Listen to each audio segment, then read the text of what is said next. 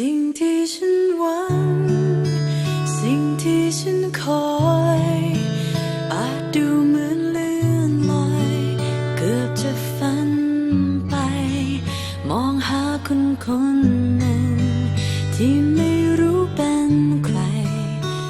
สวัสดีครับชื่อเบียร์ครับเจ้าบ่าวครับสวัสดีค่ะส้มค่ะเจ้าสาวนะคะส่วนชีวิตฉันบอกเลยว่ามีครับก็ปกติเวลาหลังเลิกงานทุกเย็นวันศุกร์ก็จะนัดกับเพื่อนสนิทเพื่ออัปเดตเรื่องราวทั่วไปอะไรเงี้ยก็วันหนึ่งก็คุยกับตั้มซึ่งเป็นเพื่อนสนิทที่เรียนโรงเรียนเดียวกันมามัธยมก็ถามว่ามีเพื่อนสาวโสดน่ารักแนะนำไหมอะไรเงี้ยตั้มมันก็หยิบรูปส้มขึ้นมาแล้วก็บอกว่าคนเนี้ยน่ารักมากนิสัยดีด้วยพอเราเห็นรูปส้มครั้งแรกเราก็รู้สึกว่าน่ารักมีรักยิ้มด้วยก็ตรงสเปคก็ชอบ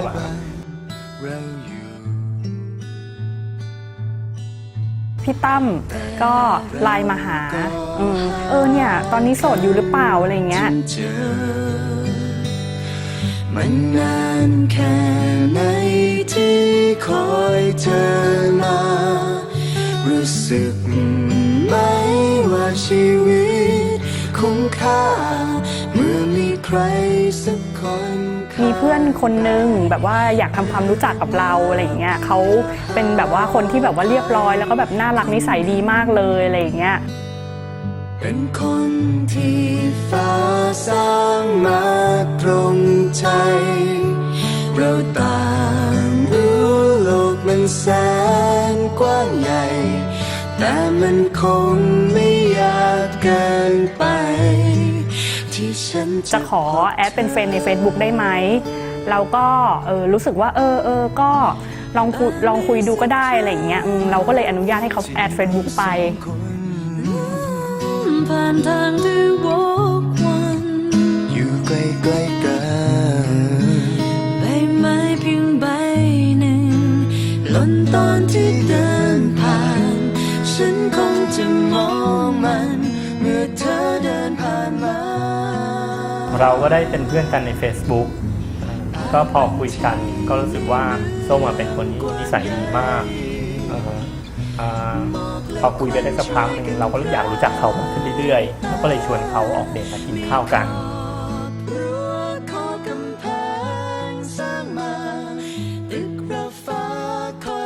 ช่วงเวลาที่เราได้คุยกันแม้ว่าจะแบบว่าไม่นานมากเราก็รู้สึกว่าเขาเป็นคนที่เป็นผู้ชายที่เรียบร้อยมากแล้วก็ดูเป็นคนจริงจังแล้วก็จริงใจอะไรเงี้ยค่ะมันก็เหมือนกับว่าเป็นเหตุผลหนึ่งที่ทำให้เราอยากรู้จักเขามากขึ้นเรื่อยๆ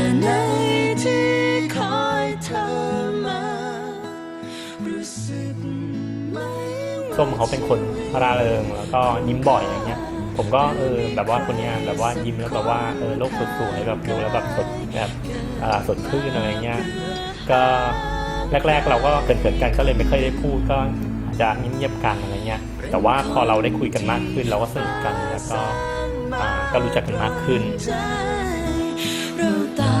งรู้โลกมันแสนกว้างใหญ่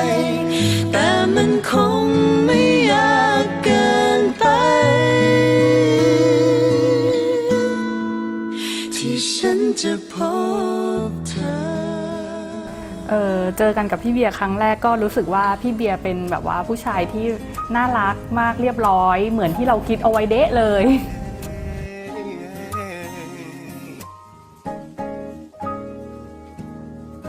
อาจเป็นฟ้าอาจเป็นฝนก็รู้ว่าเขาชอบร้องเพลงชอบฟังเพลงแล้วชอบร้องเพลงเนี่ยเราก็ชวนเขาไปร้องคาราโอเกะอาจเป็นเธอที่ทำให้รักบังเกิดแม้ว่าเราจะร้องแบบไม่ค่อยถนัดแล้วก็ร้องเพี้ยนตลอดอะไรเงี้ยเราก็กะแบบขำๆไปอะไรเงี้ยเผื่อเขาจะชอบอะไรเงี้ยเกิดขึ้นยังไงก็ไม่รู้เมื่อไรก็ไม่รู้ว่ารักเธอเมื่อไร แบบว่าเพลงแรกที่ร้องอะค่ะเขาก็ร้องเจียนขึ้นมาเลยอะไรอย่างเงี้ยเราก็แบบว่าแอบขำอยู่ในใจไม่หัวเราะออกมาอะไรเงี้ยแล้วเราก็กล้าร้องไปพร้อมกับเขาตอบที่ใจไม่เคยรู้แต่วันนี้ได้รู้เธอคือทุกอย่างที่ตามหาเมื่อมีเธอตรงนี้ก็ไม่มีคำถามอยากให้ส้มออกกำลังกายแต่ว่าส้มไม่ค่อยออกกำลังกายก็คุยกันส้มเขาชอบตีแบดเราก็เลยชวนเขาตีแบดก็ไปตีแบดกันกับทุกอาทิตย์นะฮะความรักสั่งให้รักปล่อยใจให้รักมันพาไป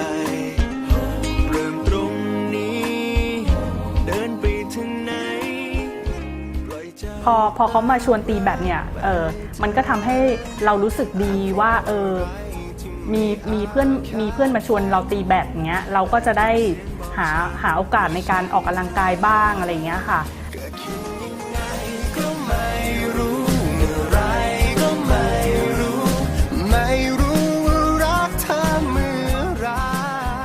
แล้วก็จะได้แบบว่ารู้สึกเราจะได้สนิทกันมากขึ้นอะไรอย่างเงี้ยแล้วเราก็จะได้เรียนรู้เขาไปด้วยว่าเขาเป็นคนยังไงอะไรอย่างเงี้ยค่ะเขาเป็นคนที่แบบมีความเสมอต้นเสมอปลายตอนแรกเป็นยังไงตอนนี้ก็ยังเป็นอย่างนั้นอยู่อะไรเงี้ยแล้วเขาก็คอยดูแลเทคแคร์เราดีเวลาเรามีเรื่องอะไรไม่สบายใจเงี้ยค่ะเขาก็จะแบบว่าให้คำปรึกษาเราได้ตลอดเลยแล้วก็คบกับเขาแล้วรู้สึกสบายใจทุกอย่างทุกคำตอบของใจจบตรงคำว่าเธอก็เวลามีปัญหาหรือว่ามีต้องการ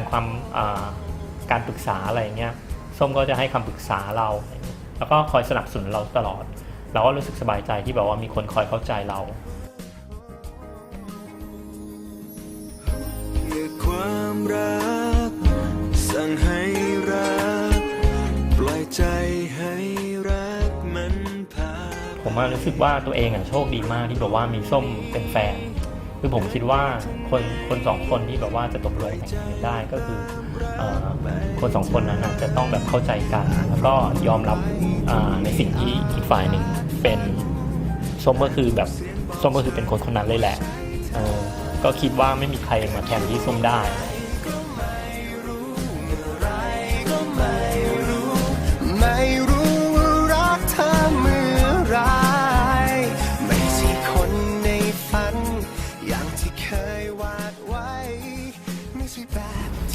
เขาอยากจะบอกตัวเองว่าไม่ว่าเราจะมีปัญหาหนักขนาดไหนเราจะผ่านไปด้วยกันเขาจะรัก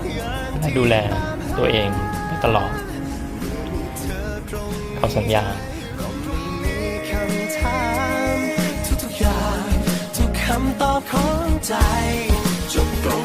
เขาอยากจะบอกตัวเองว่าเขารักตัวเองมากแล้วก็เราจะอยู่ดูแลกันไปเรื่อยๆอยู่ดูแลกันไปจนแก่แล้วก็มีอะไรก็จะร่วมทุกข์ร่วมสุขจะเป็นที่ปรึกษาให้แก่กันและกันจะรักกันเข้าใจกันแล้วเขาก็จะเป็นคนดีของตัวเองตลอดไป